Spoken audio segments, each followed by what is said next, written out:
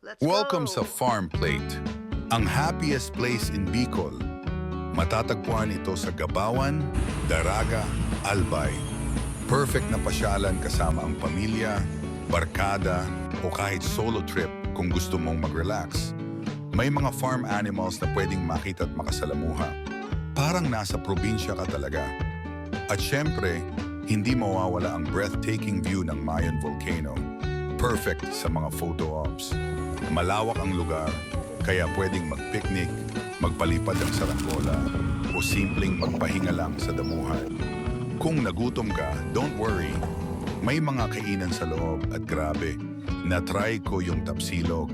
Legit ang sarap. May iba pa silang breakfast meals na suwak sa panlasa at bulsa. Ang theme ng lugar, parang nasa farm ka talaga. Simple, presko at Instagram-worthy. Meron dito silang pet cemetery, isang tahimik na lugar para sa mga alagang pumanaw. At heto pa, dito rin matatagpuan ang smallest chapel in the Philippines. Ang cute, di ba? Malinis din ang kanilang comfort rooms at kung gusto mong mag-overnight, meron din silang accommodations na pwedeng sa pamilya o magbabarkada.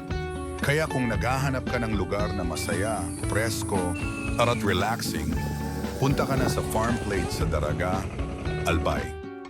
Dito, siguradong mapapangiti ka. Let's go!